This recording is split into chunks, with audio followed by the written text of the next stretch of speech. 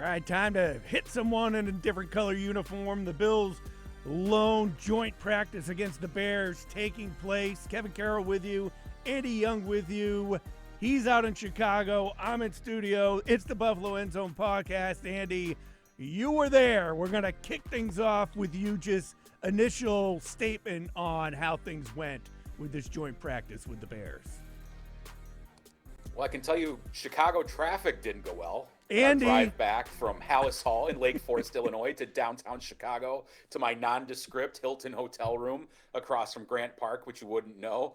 You guys have been waiting for this. We kept you at bay for this podcast to learn all that went on many hours ago in Chicago. Andy, when you said we're about an hour away, so I'll talk to you in an hour, I was like, there is no way in Chicago, and I've only been there twice, if he's going into downtown Chicago, he's got at least an extra hour, maybe 2 hours on that drive in. But you're here now, Andy. You were there. We're here. The Bills are here in Chicago, and it was an intense practice. It was very, very hot, mid-90s on the field, and the intensity was ratcheted up between the two teams. Pretty intense practice. Had a little scrum, a little fight at one point, guys pushing and shoving. Nothing out of the ordinary, nothing you wouldn't expect, but it was hot out there. These guys were getting after it. One thing I really noticed was the Bills were fired up for the physicality and the intensity in this one. A lot was made last week about the Bears and the Dolphins having a joint practice when the Dolphins seemed to be completely outclassed and overwhelmed by the physicality and the intensity of the Bears. And talking with Bears reporters out here in Chicago, they said it was a night and day difference, that the Bills at least matched the intensity, if not raised the level of intensity between the two teams out there. It wasn't so much live practicing. There were a few tackles and that sort of thing, but they were hitting each other, thudding pretty good. Special teams, the Gunners got after it in one drill. In particular, Tyrell Shavers beat a double team as he was working as a gunner on the Bills' punt coverage squad, beat two guys and made his way downfield, and the Bills' sideline just erupted. Guys ran out onto the field. They were fired up. So, I mean, this was as good a practice as you could get, and a pretty even practice, too. I think there were a lot of good things to like from the Bills and some not so good, but overall it was pretty intense and what you'd want to see from a joint practice. Couple of injuries out there, Darrington Evans and to Corey Couch, both left with hamstring injuries, but nothing major. Bills stayed pretty good health-wise and overall got a lot accomplished, which we'll get into here. James Cook practiced, right? I'm just kidding. James Cook did practice. I'm just kidding. You got to keep tabs on that guy. Got to mention James Cook. And when you mention most players came out clean, of course, the big concern always when you're not around your own team is protecting the MVP of the league, Josh Allen. From reports I saw, but we'll get more from you. How was Allen's day overall? Yeah, it started kind of slow, a little wobbly. Had a couple of interceptions during 7-on-7 in the beginning of teamwork, and the Bears' defense seemed to get the better of the Bills' offense. But then they started to really lock in, the Bills' offense did, and did some good things. Keon Coleman had probably the play of the day, which was a little stutter step, hesitation move on a guy. The guy completely bit on it, the cornerback, and Keon just coasted down the field after that, and Allen hit him right in stride. It was one of those where Keon knew he was open, put his arm up, and Josh had already thrown the football because Josh knew he beat his guy and hit him right in stride into the end zone for a touchdown. I thought Keon had a pretty decent day. I thought Elijah Moore had perhaps his best day that we've seen in a long time throughout the course of training camp here, where he had several catches and started to make his presence known, which was perfect timing probably considering what's going on with Curtis Samuel. And we've talked about whether Elijah Moore or Curtis Samuel could make the roster if they were expendable. Initially, when we went into training camp, we said both those guys were locks. Now more and more it was like, all right, is Elijah Moore going to make this team? Well, he had a really good day against the Bears, looked crisp and solid in his route running, and Josh Allen looked his way, playing mostly that backup slot role with Khalil Shakir out of the mix week to week still with his injury. So Moore got those reps and looked pretty good. Samuel, on the other hand, that is an issue of concern for the Bills at this point, and I'm starting to wonder if the Bills are starting to sour on Curtis Samuel. I asked Sean McDermott as Samuel was getting back into practice today. He worked in a limited fashion, did not take part in team drills. What does he need to see from Curtis Samuel to get ramped back up? Because this is the second straight summer where Samuel has not been a full participant in training camp. And McDermott said there needs to be urgency with Curtis Samuel. We need to see what he looks like in our offense this season. And we also need to see what he can do on special teams, because when you're not a number one receiver, you got to contribute on special teams as well. And we haven't seen much of that from Samuel. So I think the clock is ticking from the Bills' perspective on Curtis Samuel. Get out on the field, get in teamwork, and make sure that you can make this roster. I know there are some cap ramifications, but, I mean, the Bills are going to put the best guys out there, regardless of the cap situation, and they'll figure out a way to massage that. So that's an interesting perspective as well. Otherwise, offensively, too, Deion Dawkins back in the picture. He was fine. He participated in full. I thought the tight ends had a pretty nice day. Dawson Knox and Dalton Kincaid. Allen looked their way often as well. So that's the kind of things you want to see. Another nice touchdown for Joshua Palmer, who just steadily continues his good training camp and preseason thus far. So overall for the offense, slow start, seemed to get it cooking later on. Cooking. Well played, Andy. You mentioned Elijah Moore having a solid practice out there, because I'd been critical of him, saying he hasn't really been noticeable at all, Andy, to me, really, during the training camp. There was a play that's been going around X from the Giants preseason game where it looked like Moore was open. Had Trubisky hit him, he probably would have ripped off a touchdown. Instead, I think he dumped it over to Dawson Knox or something like that. It was Kincaid. Yeah, Kincaid. I know the exact play you're talking about. It's where you can see it from the end zone camera. Yeah. Where they kind of do a crosser, and when they cross, Moore is absolutely wide open and probably has a 60-yard touchdown if Trubisky hits him. There was a little pressure there, and he ends up dumping it off, like you said, for a gain to Kincaid. But, yeah, there was a play there that people have been critical about Moore. Maybe there's more that we haven't seen yet, right, to use a pun. Yeah, absolutely. And just jumping back on Keon Coleman, I mean, from what I saw from you and others, it seemed like he was the star of the day to me from what I saw on social media. That between Bills reporters and Bears reporters, just an impressive showing from the young man. Yeah, a couple of touchdowns for him on the day. There was another one from Allen where he rolled out to his right and found Coleman in red zone work on the front end of the end zone, and Coleman caught the football and then got both feet in and went out of bounds. Touchdown there. And I mentioned the deep ball, which was probably 25 yards or so, which was just a beautiful hookup by those two. Could have been even longer than that, maybe 35, 40 yards. I'm not sure exactly where they were on the field at that point. But, yeah, he's shown well, and it's been a steady improvement for Coleman. He's beginning to stack days. You know, we talked about the inconsistencies throughout the early portion of training camp where one day it's up, one play it's up, one play it's down, one day it's down. He's starting to stack better and better days, and afterwards we asked him about it and getting on the same page and getting that chemistry with Josh Allen, and he said, you know, it's just about learning what Allen likes, learning what I like, the kind of balls I want to try to catch, and let's go out there and make it unguardable. And that was the notable quote that I posted on X on my social media accounts, because, I mean, they're reaching a point where they've got some cohesiveness, and it's nice to see a lot of 50-50 balls, as you said, as we've talked about many times, where Allen will just throw it up and let him make a play with his big body. But also it was really good to see that, like, stutter step, hesitation route.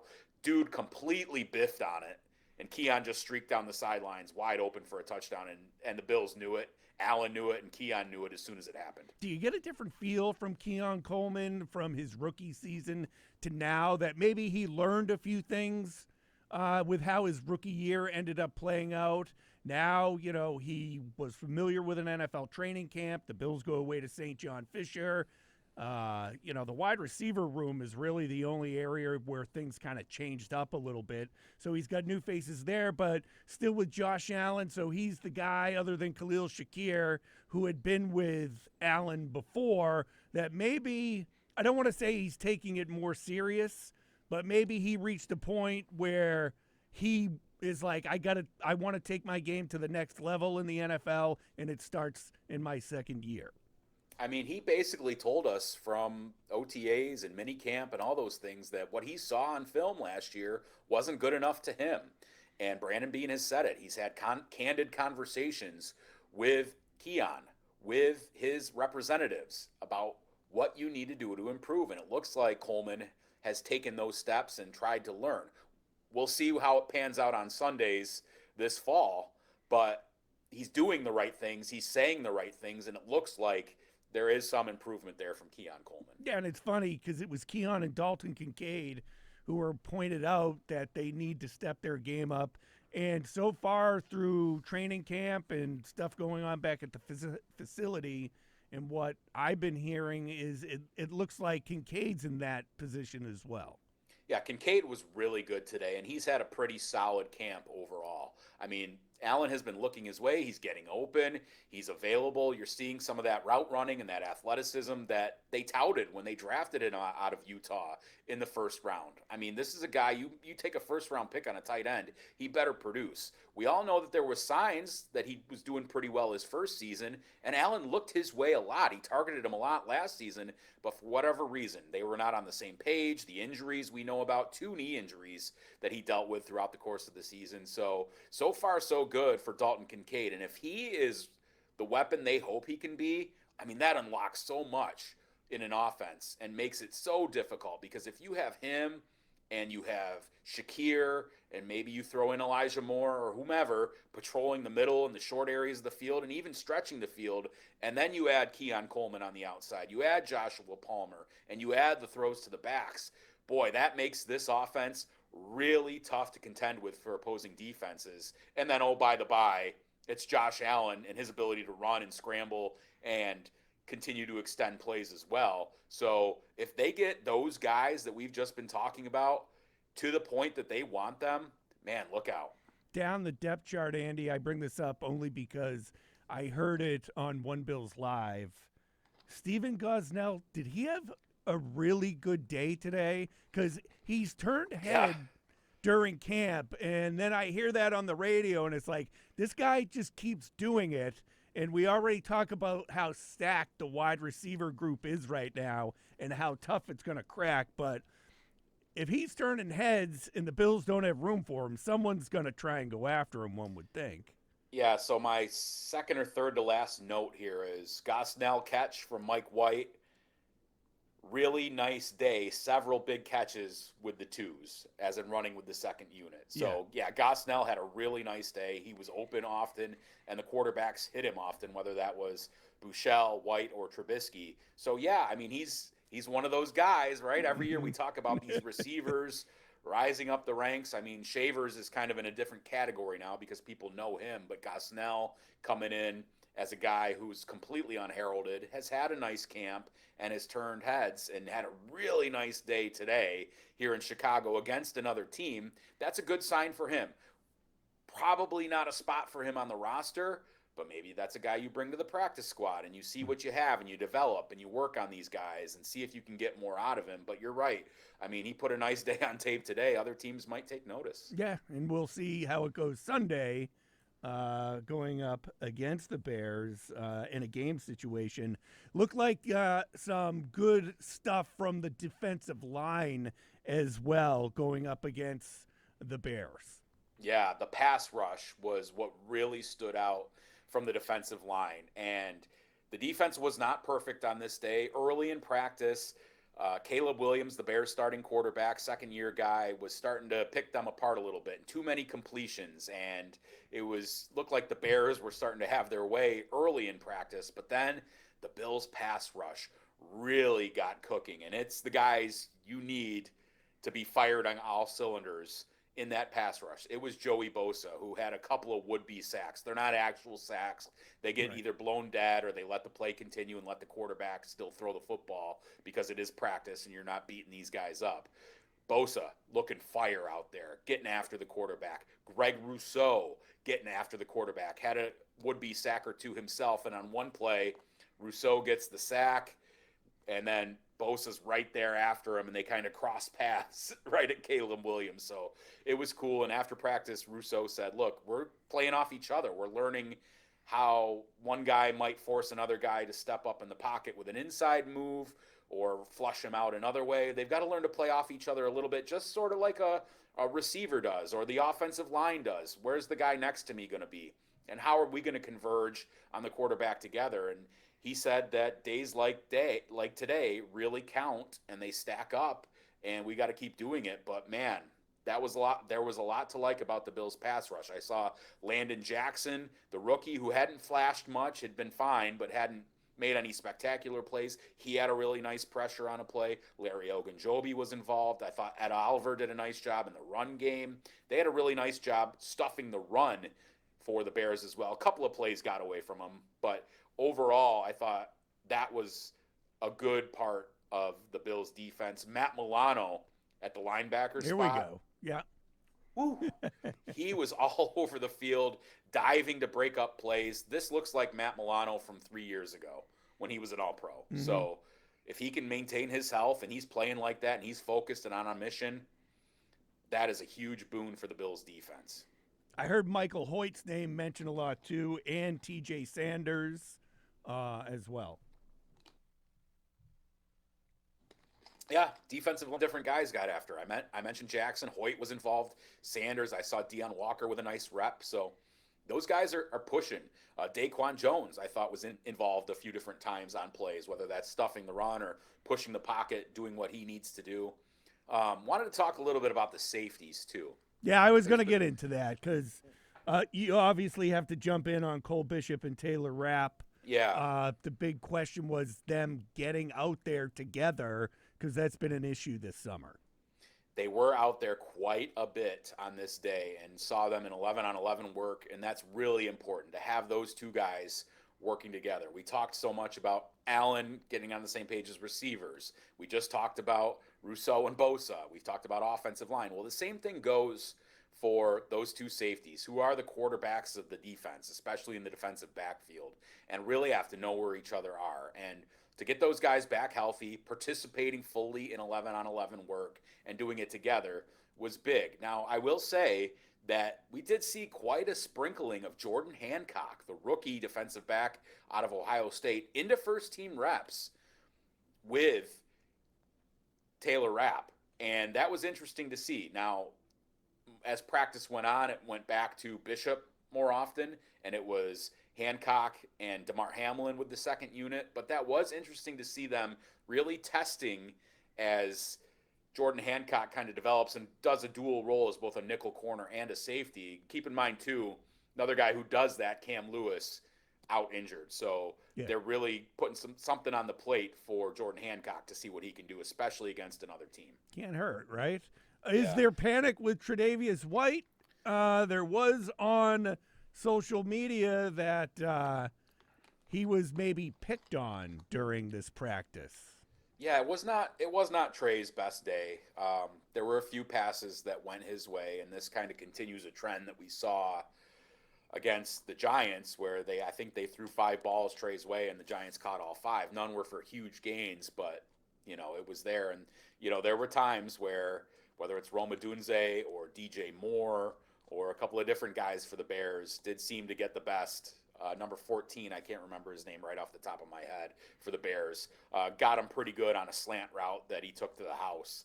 And there is some level of concern there. Probably is our team's going to pick on Trey White because of Christian Benford on the other side. I mean, I did see the Bears go at Benford too, and they made some catches. One play particularly, they went to Benford and Roma Dunze caught the ball. Roma Dunze is a massive guy, by the way. Okay. And Benford did a great job to ride him out of bounds. He caught the ball, but pushed him out of bounds in the air so that he couldn't get the catch. But, yeah, you're probably going to see that. I mean, until Hairston gets back and we see more of him and gets him up to speed, I think teams are probably going to go away from Benford and at Trey and Dane Jackson and whomever else is over on the other side. And that's just something the Bills are going to have to deal with. And whether this is the time of year where you see, all right, do we need to roll safeties to that side? Do we need to help out there? How do we want to play that to make sure that they don't put Trey on an island where he's not going to be able to make the plays? is it concern enough if Hairston isn't ready to go that there's concern there at the cornerback 2 position now that we've seen him go? I mean, Trey had a really good camp. It was nice to see him back. He's in a good place. But you tell me, because from what I heard, the defensive line had a really solid day, but there were huge question marks with the secondary. I mean, that we just talked about it. That was it. I mean, Trey, there are concerns there. I don't think he's a perfect player at this point in his career by any means. I mean, you're not going to I don't see them putting somebody else out there unless I guess my question was, ready to go. Is it something that might need to be addressed before the regular season starts? Like addressed and like trading for a starting cornerback? Yeah. Or getting I mean, I don't know who you're going to get. Right. Yeah, I don't know. I mean, I wouldn't say you're going to get anything better than what you already have. So, I mean, would you love to have better play there right now? Yes. But, I mean, it is what it is. I don't think they can make a huge move to get anybody in that would make a big difference. I mean, I just don't see that happening. I think they're riding with Trey and Dane Jackson and Jamarcus Ingram. We'll see if those guys make the team and then see what happens when Harrison gets back. I think that probably is the weaker spot right now. And I mean, I don't know how else they can address it, though, than to just get their guys up to speed. All right. Is Bass kicking yet, or is Bass still? Yeah, Bass is still banged up. He was not out there kicking today in practice, so they're kind of working him back in. I know he's done some limited work here, and Sean McDermott said it's kind of a step-by-step thing. It's getting him stepping the right way. It's getting him swinging the leg the right way. So I don't think it's anything where they're like, are we worried about the regular season? But, you know, we're just, 2.5, 3 weeks away now? Right. It does creep up on that. But, I mean, I think they know what they have in Bass, so it's not like they're worried about his abilities. It's just, all right, let's manage this slowly and make sure he's ready for week 1. He's a kicker. I mean, come on. Yeah. Just they got Ray Davis, right? Yeah. They have their backup kickers, so they're good to go. Yeah. All right, Andy. Overall, joint practices. What do you think about them? I'm a big fan of the joint practices just because it's a chance, and you hear the guys say this all the time. You get to go up against another team, hit someone else. You're not going up against your teammate and all that other stuff. But I just think that, you know, once the league started doing this, it just helps teams, I think, in going into this preseason game. Like, I don't know, should Josh Allen even play if he did well and looks like he's on the same page as his wide receivers? Get Mitch Trubisky out there again. Let him play more against his former team. Yeah, I do like the joint practice. It's a controlled setting where you can get things done. You can make sure that your quarterbacks don't get hurt, but it's high intensity. It's probably more high intensity than a regular practice just because of the nature of it. You're facing another team. You want to prove yourself against these guys, but you're also controlling the pace. You're managing reps, and you're not getting these guys hurt, hopefully. So I am starting to wonder if we will see Josh Allen at all, because Sean McDermott said I'd love to put him in bubble wrap, and he also said that he gives Allen some ownership as far as what he thinks he needs to do. So if Allen thought that he had a good practice today and has had a good number of practices with his guys, maybe Allen says, look, I'm good. I don't need to go out there. Let's let the backup quarterbacks battle it out. The one thing is they do need to get on the same page with these receivers. McDermott has said it a couple of different times that building that rapport with a healthy receiver group is really critical, which is why he was so transparently critical of Curtis Samuel and getting these guys back out on the field. But if he feels like, if McDermott feels like, and Allen feels like, and Joe Brady feels like they've done enough with each other through practices and these joint practices, I don't care if you see Josh Allen in the preseason, because you don't want him hurt. That is that is the way to derail your season in 2 seconds. Absolutely. Well, we'll find out on Sunday. Andy, we know the traffic sucks in Chicago from what we said off the top of the show. It's one of the reasons why I can't stand that city. I've been out there twice, and most of my time out there, I sat in traffic. You're from Boston. The traffic there is horrid too. Of course, that's why. But that was when I was a kid. That was the big dig. They were digging up the middle of the city cause Right. Chicago. Both of my brothers went into the Navy. They have the Navy training center out there just outside of Chicago. Went out Okay. there twice. They finally get done with boot camp and they want to go in the city for a nice steak, and you sit in traffic for hours on end. I just Yeah. couldn't Traffic stand it. sucks. But It makes you appreciate Buffalo and oh, Rochester. I love the commute around here. But the food's good in Chicago, Andy. What's the plan? What have you had? What are you doing? Yeah, tonight our photographer Corey Pomeroy and myself have a reservation for Lou Malnati's Pizza, so we're going to give that a rip. I mean, I've done Giordano's, I've done Gino's, Pizzeria Uno, all these different places. So we're going to try Lou Malnati's tonight, and that was recommended by several people, and I've heard for years that that's a really good pie. So we're hitting that up tonight. Just last night we hung out, we got in, kind of hung out in the hotel. They've got it's right up your alley. Yes. A couple of different restaurant bars. Perfect. So that we did an Irish pub last night in the hotel. Perfect. And a chicken Caesar wrap was the boxed lunch served by the Bears. That's my kind of trip, Andy. I'm jealous now. So we just got to get you through the traffic, and you'd love it here. Yeah, probably. Funny story I'll share, and I'm not going to share who it was, but I did see a couple of Bills players checking out the bean. Oh yeah, I was going to ask you mirror about sculpture. Yeah, and so that was cool. A couple of Bills players were riding around and having some fun last night. Just not late night or anything, just in the early evening, went for a walk. And sure, that was for Hard Knocks, right? No, there was no Hard Knocks. There were What? no cameras. Only my camera. I didn't shoot any video. All right. Maybe. I've already talked about my dislike for Chicago. What's the big deal about that bean? It's just cool. It's Millennium Park. It's just one of those touristy things. It looks cool. You take pictures. It's a beautiful park there. The parks are beautiful here in Chicago. We're right across the street from Grant Park. Millennium Park is just a short walk. Navy Pier, Lake Michigan. It's beautiful down here. The city's great. It's just hard to get around sometimes. I did like Navy Pier, so I'll give Chicago credit for that. Andy, I got to tell you this story because we're talking about traffic. Just because I got to tell someone this story. I had something happen today that everyone driving just hopes happens. Usually it doesn't happen, but I'm on the 90, right? Mm-hmm. I'm in the far left lane. This car is screaming down the far left lane. So I pull over, typical this guy was going close to 100. Then I see a black SUV go flying past me, and I see an antenna hanging off the back of it. And I'm like, that's a cop. I know it's a cop. All of a sudden, the lights come on. The guy who almost ran me off the road pulled over right in front of me. I know everyone says, where's a cop when you need one? Well, there was a cop there when you needed one and got this. I've never seen that happen before. Very happy to see it.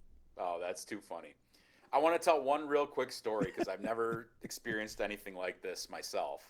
So Corey and I, our photographer, we take this big metal cart and it has all our camera equipment, lights and tripods and microphones and gear.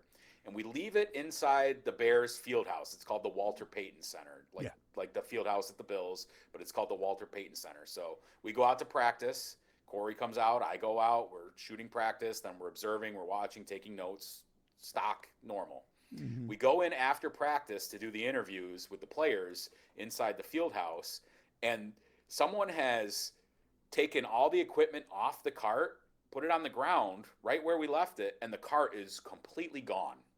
What?